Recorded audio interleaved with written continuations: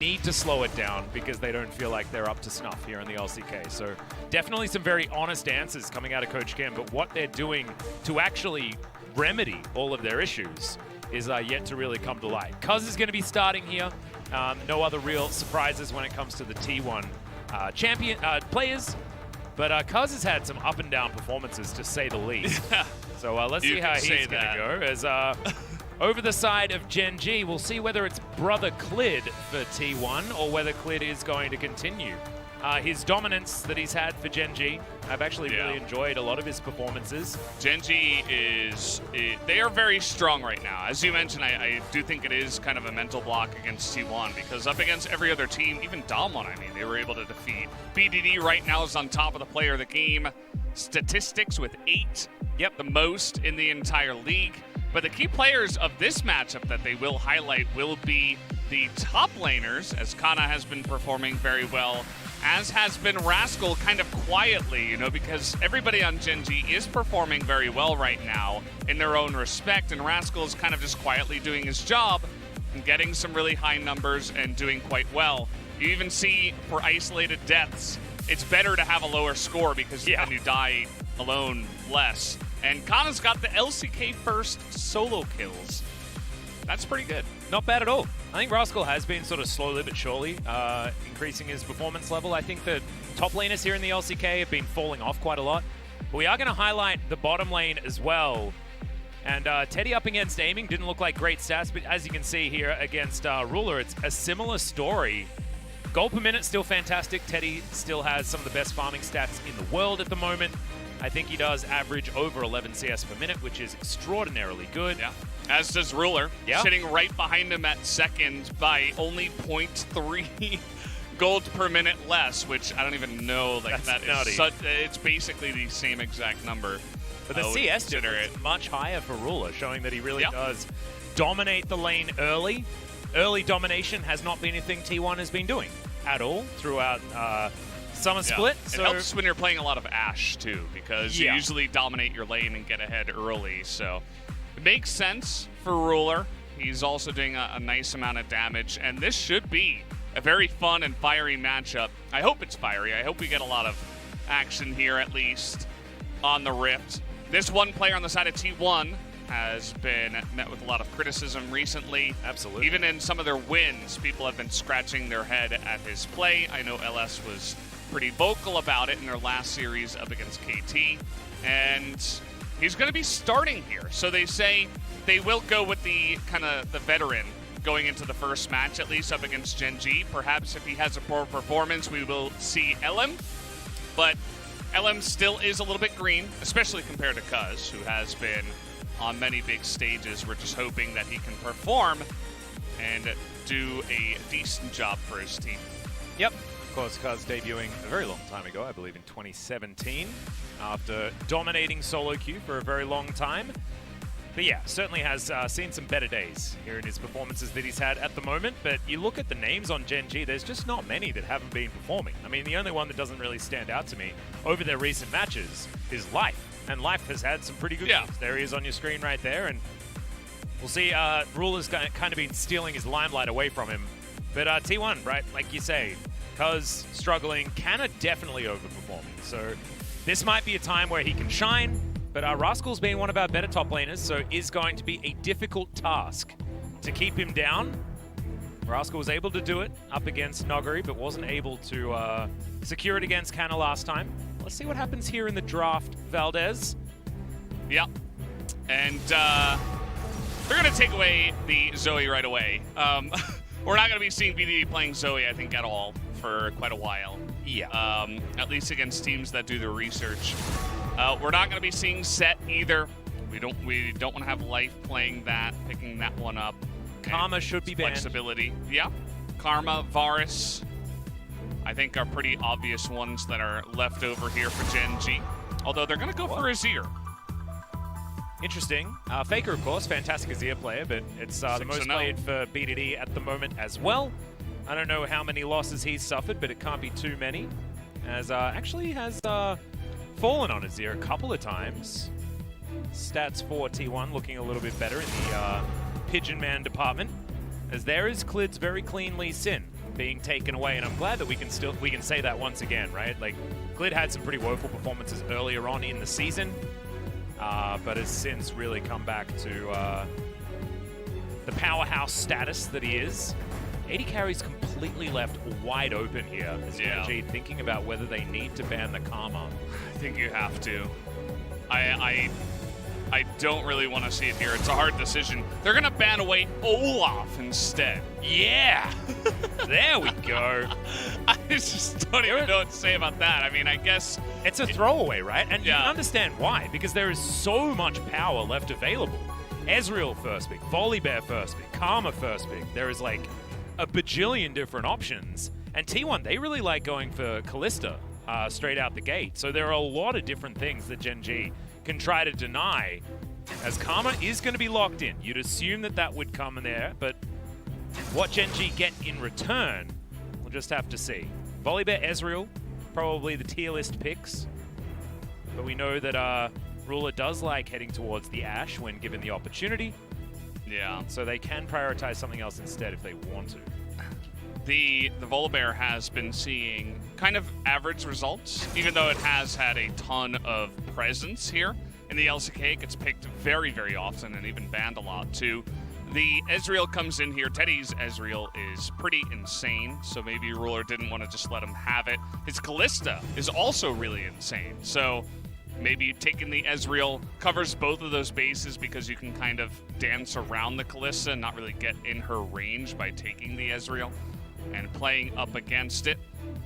And Teddy's Kalista might just be good enough. Yeah, they're just going to go for it here. Yep. It's not been a priority for Ruler at all, really, the Kalista. He's played a couple of games on it, but otherwise hasn't really headed over there, whereas T1 do like to prioritize it over anything else. The mid-game potency. And Trundle being considered now. Not exactly the greatest position for a Trundle pick. Jax. Okay. The old Jax blind. The Jax blind, when there is still a lot of powerful picks left available, and I mean, it's not generally something that gets flexed, right? It's not something that gets picked early because it's generally used as a counter pick, which is why you were talking about how it's a blind Jax. I mean, I see this and I'm like, is Effort gonna play Jax? There's no way, right? Like, I mean, it could be funny. Yeah, I just like go off the deep end when I see it this early, but it'll be interesting to see. I mean, maybe Kana's just been practicing it a lot. He played one game of Jax. I don't know if seriously Effort would even ever consider it, obviously, but... I mean, Cuz's win rate on Jax is actually very high historically. He's played 8 games, 75% win rate on that one so far, so... Yeah, you know, 6-2 ain't bad. I guess that it should be going into the jungle then. That's actually something I didn't even consider, so thank you for that. We'll have to wait and see, though. I guess it can be flexed, as the Karma can. We're seeing more bans coming in here. They say, well, it's definitely not support. Tarek's going to be taken out. Sylas currently getting very popular once again in the LCK. So they don't want to let that one go through. Currently 2 wins on Jackson solo queue at the moment for Cuz. So it does lend itself to that being an opportunity at this point in time. But can also, like you say, be flex top lane. No worries at all. Yeah. LeBlanc banned away from Faker, name a more iconic duo, as the old Tarek Kalista is going to be denied. Silas, what's the answer here? Because it might be... Oh, okay, they're going to ban the Kennen. Yeah. Kennen very popular nowadays too. The AP Kennen and the Dash Kennen, as you so nicely mentioned, can be used to great effect. We saw Renekton for just a moment. That was scary. I got a little bit spooked by that, I'm not going to lie. Now Aurelia being looked at. Certainly an old favorite of Rascals, but instead BDD going to move over to the Orianna.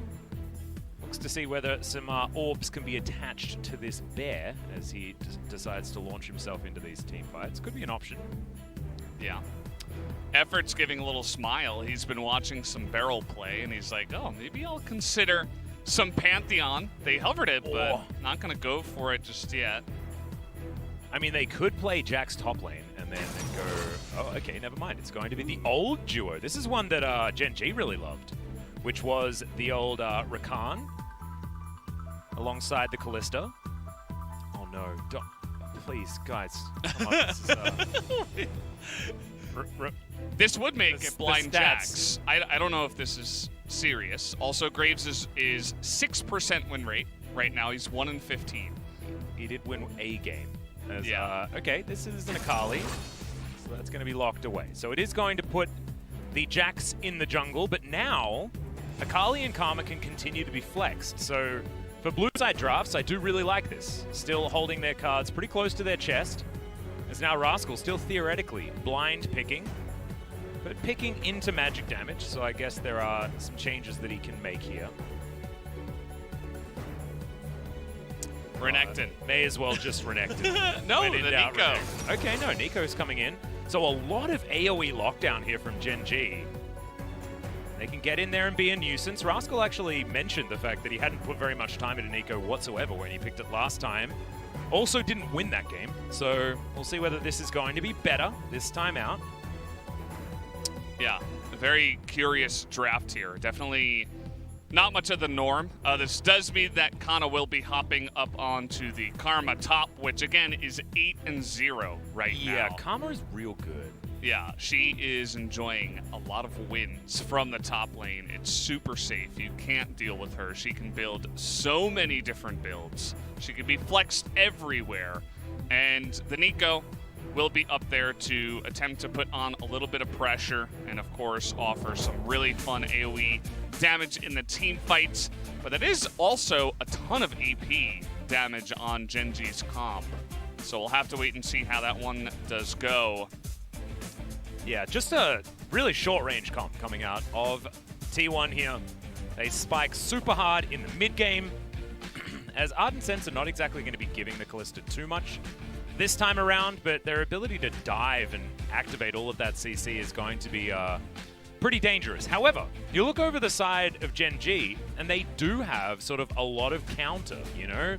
You utilize the Pop Blossom if they dive on top of you, get that big shield, and get all of that lockdown, and then you can layer a Shockwave over the top of it. Plus, Ruler is going to be very safe with life alongside him on this Tahm Kench. It's not like the Tahm Kench picks that we saw from Gorilla in our previous series. This one might be a better time for the Catfish on the bottom side of the map, as we'll just have to see whether Gen G have dealt with their mental block and whether they have found a draft that they want.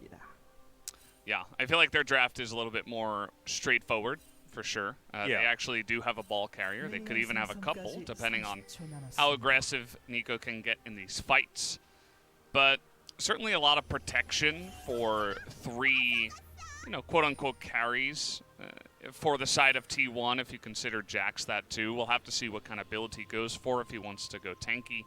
The tank Jax jungle was something that we saw brought back by Malrong, actually, from Jinair, and a bunch of other people tried it. And as you were saying it, Cuz is trying it once again in solo queue and having a bit of success. And we do know that from time to time pro players will use their solo queue kind of experiences to say, well, I'm really confident on this pick right now. Just let me give it a try here in game number 1, even if it's not something we see very often. It's going to go Hail of Blades. Going to be attacking real fast.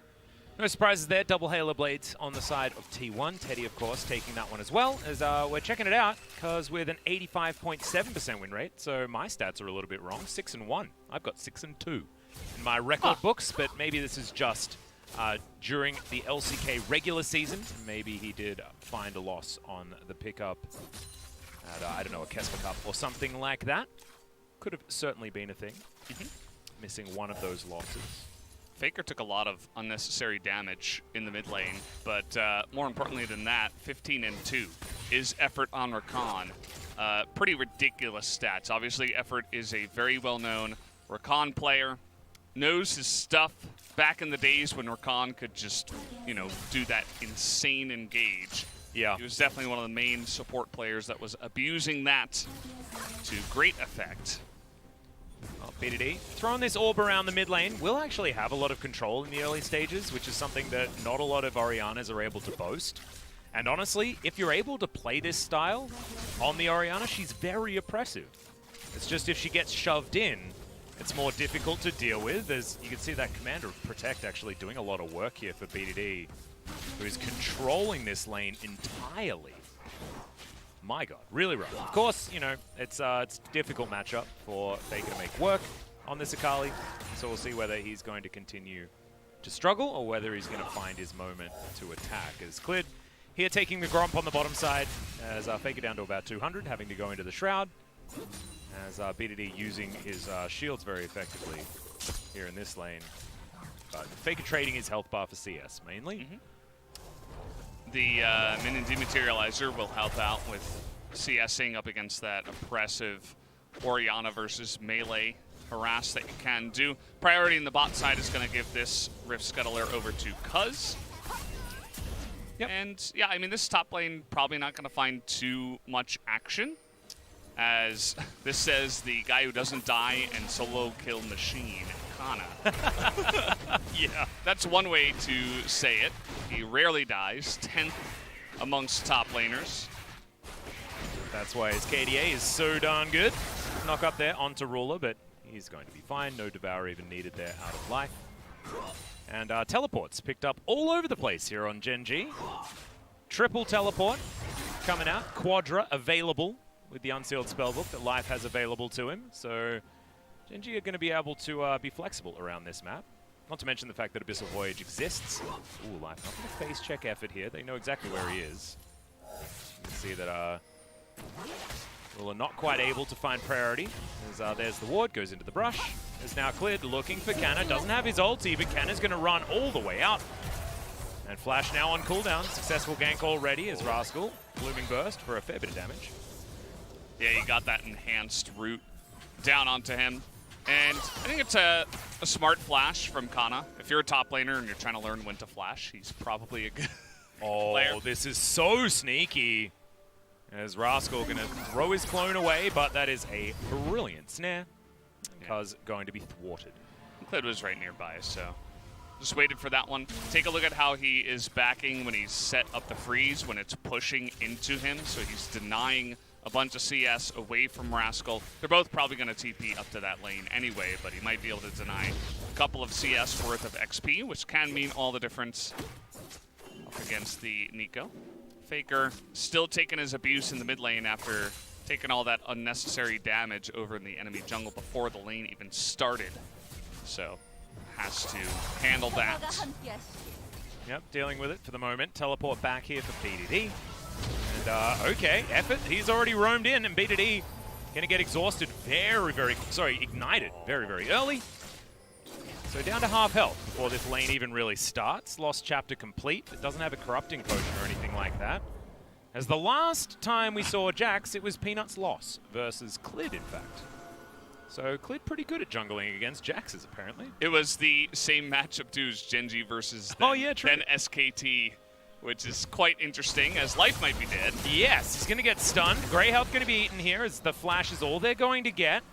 Ruler wanders back and is asking why T1 are slaughtering his catfish. It's because going to start off the Cloud Drake. That's going to be the first one that we'll see here.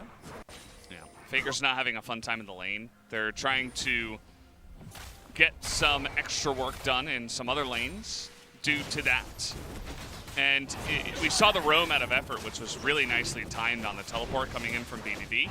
Wonder if Faker was able to call that one over, as I think everybody can just... well, okay. I mean, there are potential hops over that wall. I think they were just hiding. Like, yeah. It's like, no, we didn't take this. Yeah. Mountain Drake going to be the second one here of the game, so Ocean or Infernal Soul. Going to be up for grabs.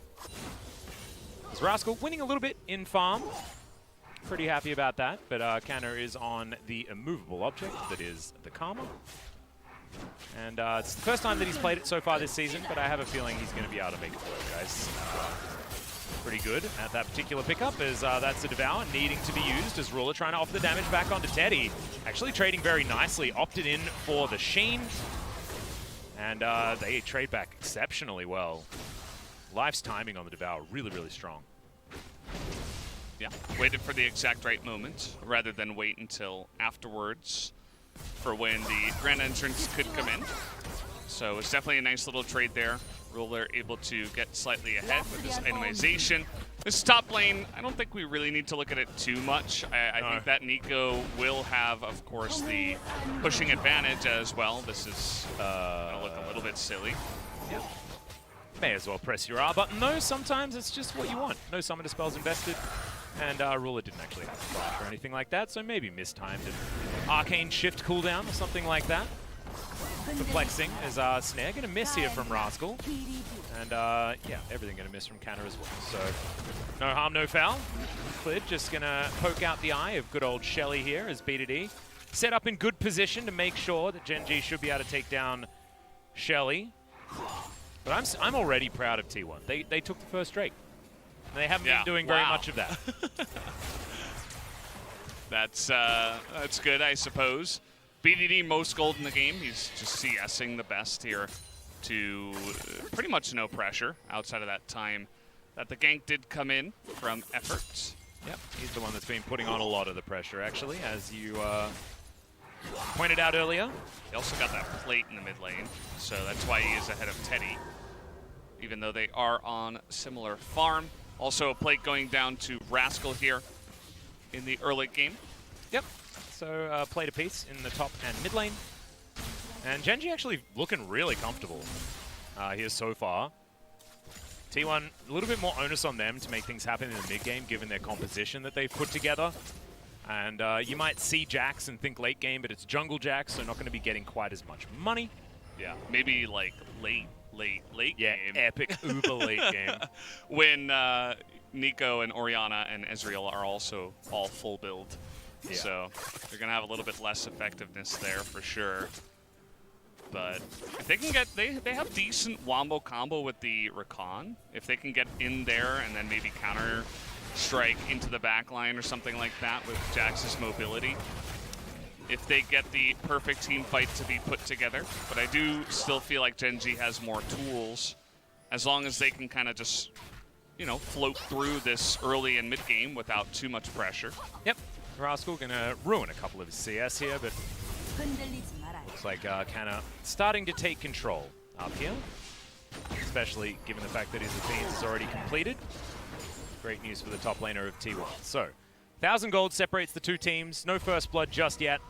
We are in, yeah, the LCK, guys. Yeah, it's how we do. We can't kill. Can't help it. Literally. Yeah. It's just the way it goes.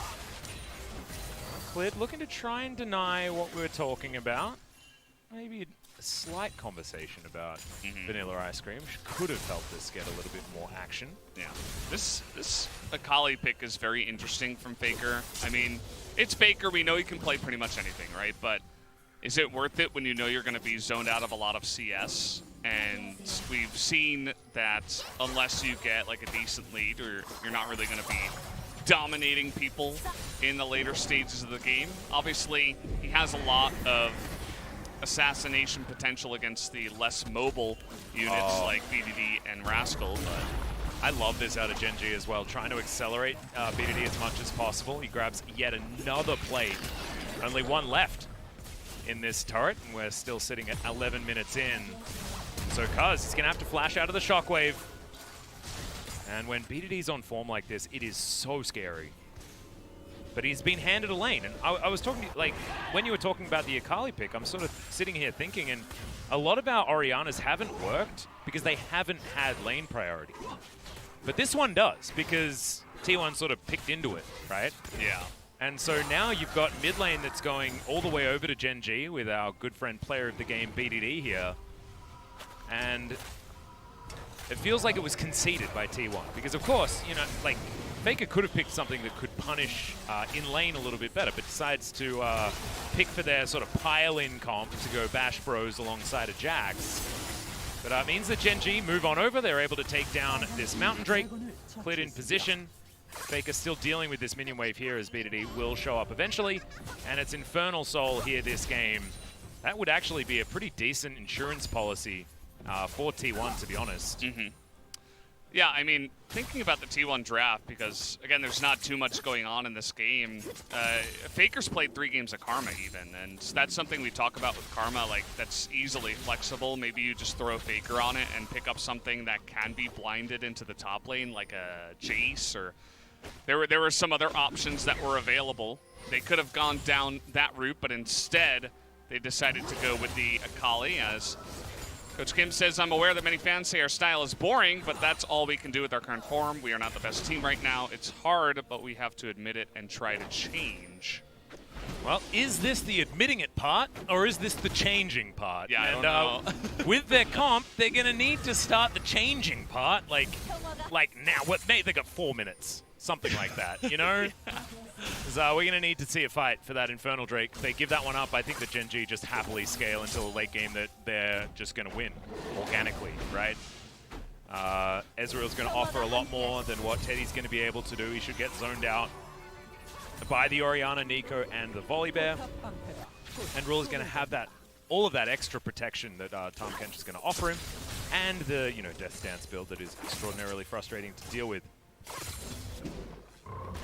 Yeah, I mean, there's still potential in this mid-game to make some crazy plays for T1. Faker has picked up his Gunblade. He has closed the gap a little bit. He's only about 17 CS behind BDD now, so he's been able to scoop up some more of the CS now that he has some items.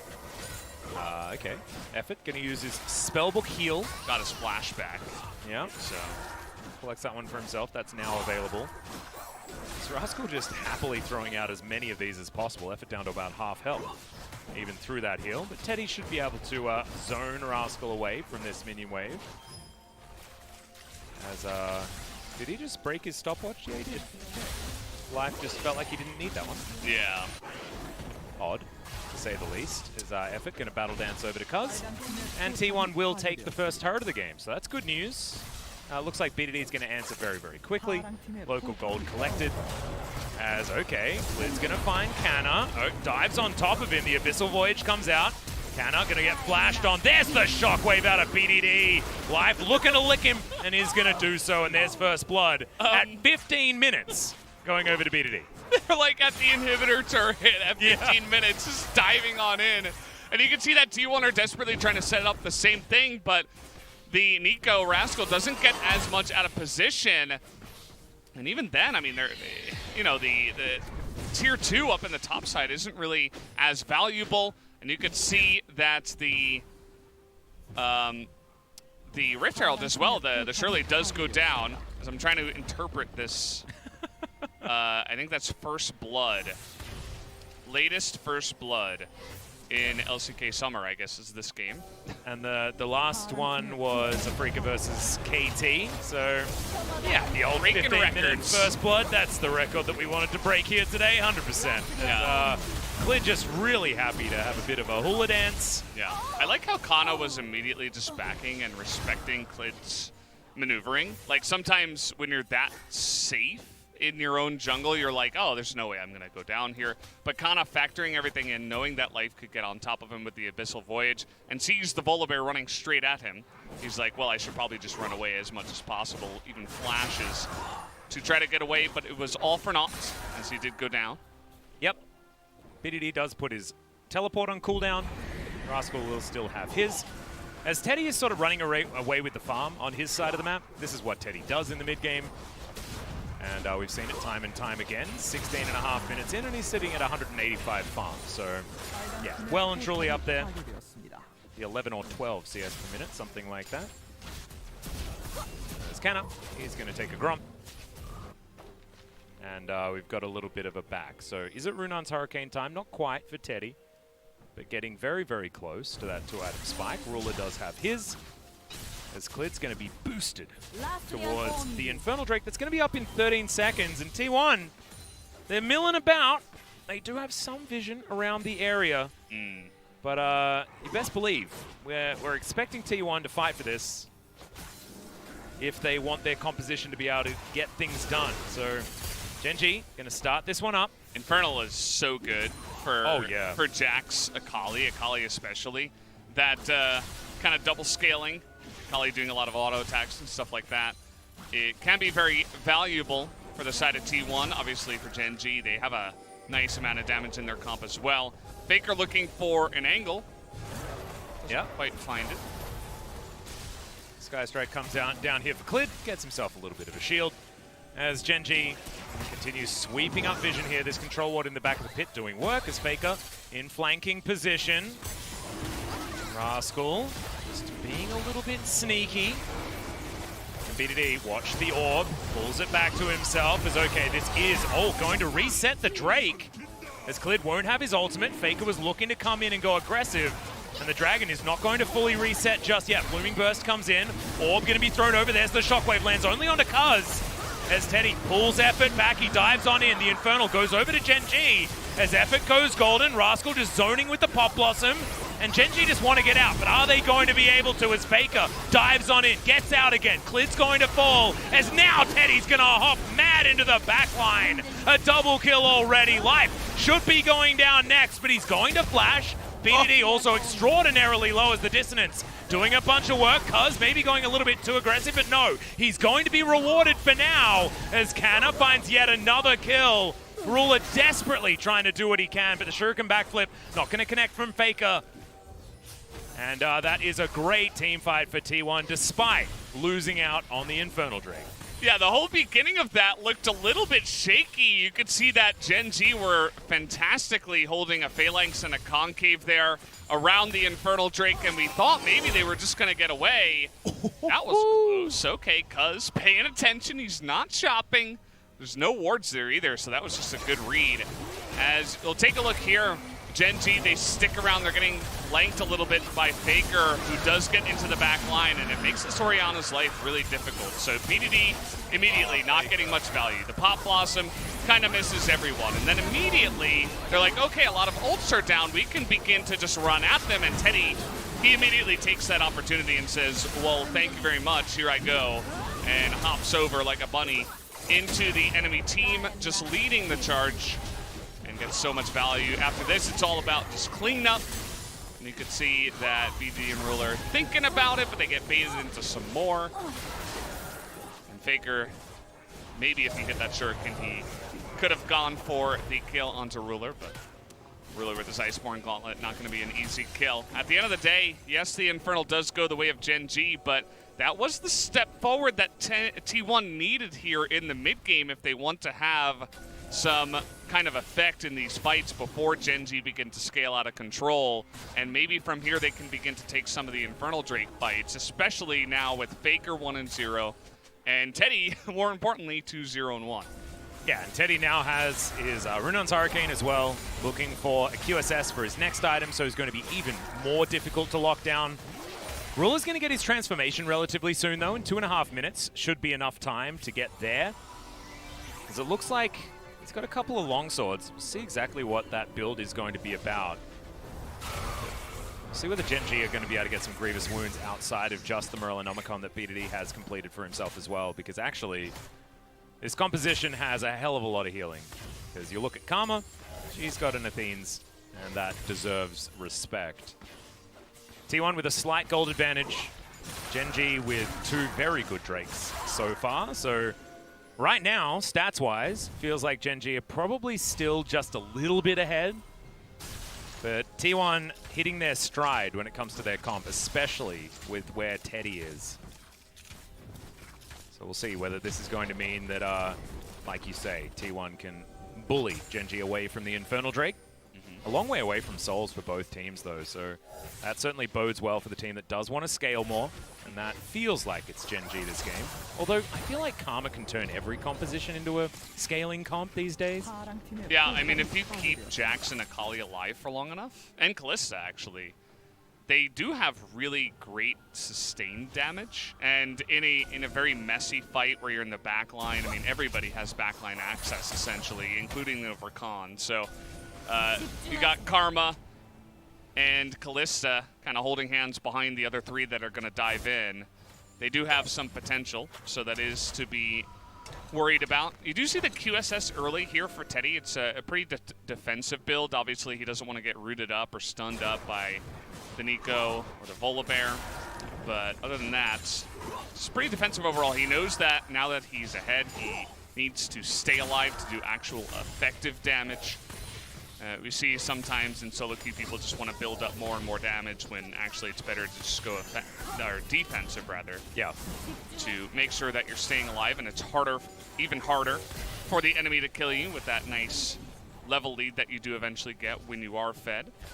And I think we're just going to have another fight here over the Infernal. It's going to be interesting to see how this one pans out. Yep, teleport is going to come in, so 15 seconds to go, and Gen G will find themselves grouped up after a teleport from Rascal, who goes back home. Selects next little bit of his build. We'll see what actually he got to put together before this one. Shape Splitter comes through. Rascal just going to chase after Faker there. It's Cuz standing on top of his own control ward. Gen G trying to be in position. Is Effort going to get snared? But not going to get punished too much. Gen G will be able to grab the Rift Scuttler for that added vision. And now this Drake is going to get started again. T1 a little bit late on this, as Rascal looking to control them. There's the Fate's call from Teddy, but it's not exactly what they want, as Faker diving into the pit. Clid gonna be in position as there goes Effort. Gets a great knock up, as it is gonna be Clid that locks down another Drake. Golden goes most of Gen G. The health bars are so damn low as Faker wants to try and tidy it up, but he can't quite get there, and Teddy was eliminated way too early. In goes Cuz though, and BDD is going to fall. And Cuz is kept alive for so damn long. Teleport from the Ezreal, he will have full health, as Clid is gobbled up, and life will keep him alive. Faker trying to go aggressive, but in the meantime, Ruler finds the backline. Cannon not going to find that slow, as now Faker's dealt with a double kill for Ruler, and Gen G fight back. Nicely done by Gen G to get in there. I really want to highlight Clid, that amongst all the craziness in the team fight, he's able to win the Smite fight, and every single Infernal that goes their way is going to be so massive for their team, especially when they can deny it away from T1. Ruler able to stay alive, returns to the fight with TP, and now he's 4-0 on the Ezreal, which is just insane.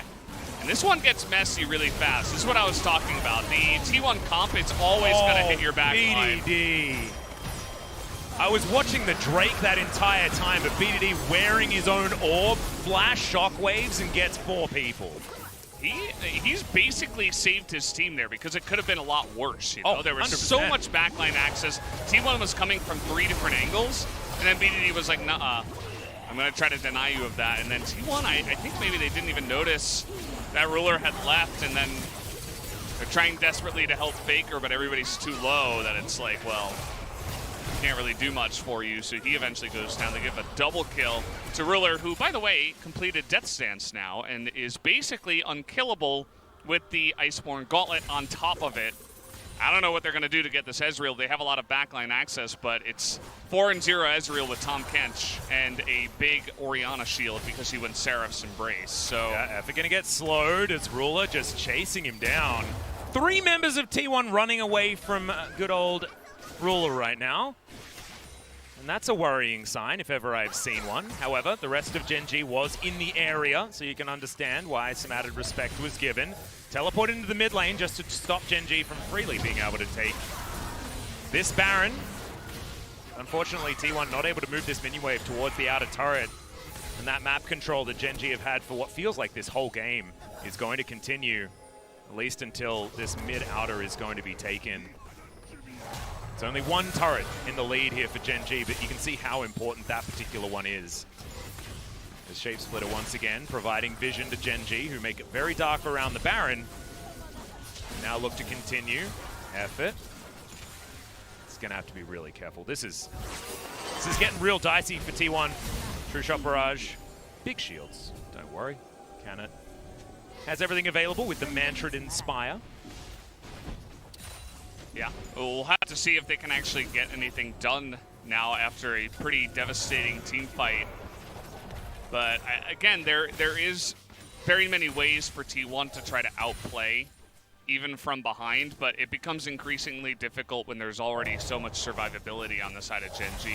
They have itemized very correctly up against a kind of dive comp that T1 have. You have Zhonya's here, NGLP for the Nico. You have the Seraphs for the extra shield for the Orianna, obviously Death's Dance, and Iceborne Gauntlet for Ezreal. Not to mention Knight's Vow on top of it. I mean, Yeah. this Ezreal is taking a lot of killing before he's going to go down. I don't even know how they can do it. I mean, he's going to be able to reposition very easily. They don't have much hard lockdown, even though they have a lot of backline access. You know, there's like the mini stun from the Akali. The Counter-Strike can easily be dodged from the Jax. I guess the Fate's Call and the Rakan will be their best hope. But it's do or die now. I mean, we got Infernal Drake in 45 seconds. Yep. And so far, T1 have kind of just been giving the floor over to Gen G and letting them take position before the fights. And Gen G have just been like, yeah, sure. I mean, we have a nice amount of poke. We can zone you out, and we'll gladly take this position from you. You can see Ruler actually playing so far up, and he can with this composition, right? BDD chucks a shield on him. He's sort of like Karma Light at this point in time. Yeah. With the Orianna. Doesn't have Athenes or anything like that built up, but still able to offer a lot of support. But with Devour right behind him, I mean, Ruler can step forward, Arcane Shift aggressively, things like that, and try and get pressure onto the T1 members. And there's the Infernal Drake spawning, so Effort going to get caught out of position here from Rascal. Level 10, unfortunately, for Effort, who's going to have to Blast Cone his way out. Clid grabs himself the Rift Scuttler. There is vision in this pit. So T1 will know what's going on, but because he can't get chunked before this particular fight is Teddy.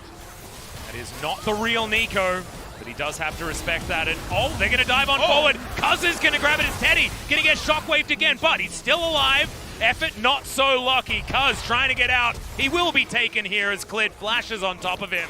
And Gen G, they may have lost the Infernal Drake, but this could be Baron if they can tidy up here. Canna gonna go down. All of that support for Teddy's gonna go missing. Might find himself safer now that he is underneath that turret, but the rest of his team can't say the same. Faker and Teddy, can they save T1 from the Baron push of Gen G? Yeah, I mean, say what you will about the team fight, but if Cuz did not get that smite, I think the game would just be over from here, because Gen G would have won the fight and the Dragon with Infernal Soul, and then eventually take Baron most likely on top of that. So they give T1 a tiny little chance, I'll say. That's what I'll give them from here, because Gen G are in really firm control of this game. Cuz and Effort so low. They're barely able to get in there, jump over the wall. But there's no hope that they're going to win the team fight. I mean, it's just like we got to desperately try to get this Infernal, and that's all. Nobody's engaging. They're all split up. And see, this Nice Abyssal Voyage comes in to get an extra kill on top of it just to make sure that they can get the Baron. And, yeah, Ruler's just like a monster right now, because we mentioned all the items and all that, but it's a Tahm Kench Ezreal as well. It's one of the safest lanes, something that the Gen Z organization, you know, back in Port JJ days with Ruler, they've been playing this comp since the beginning, basically. And it is, for many reasons, extremely strong.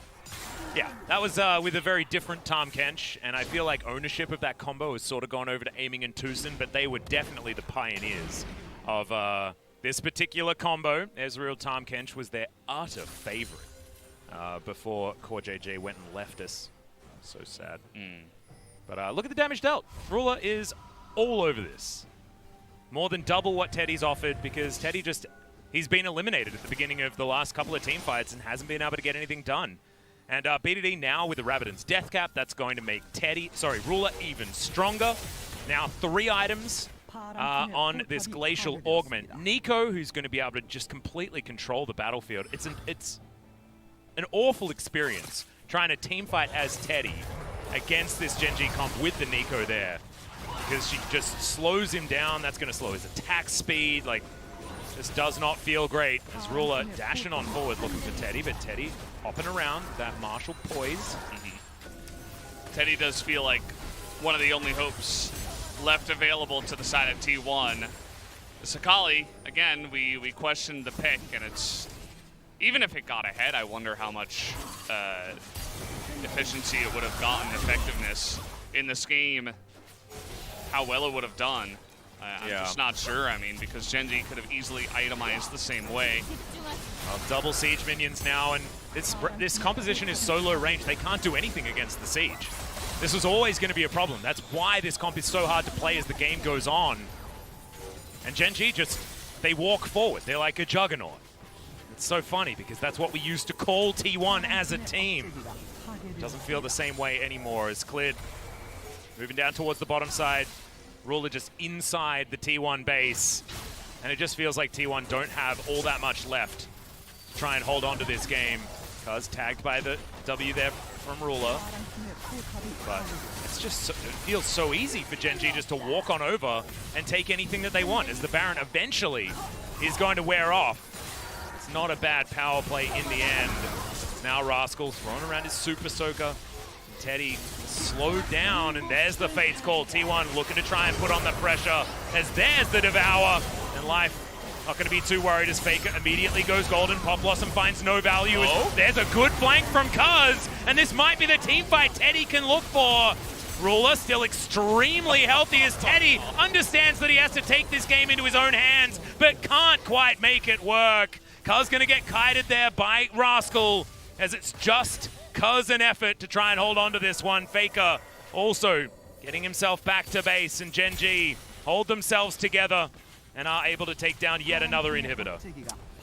That was a really nice engage from the side of T1. You really got to hand it to them from behind. They found a way, and they finally made that Fate's call with the Rakan really get some value. It forced the Devour out really early on onto the Orianna, which isn't necessarily the person you want to use it on.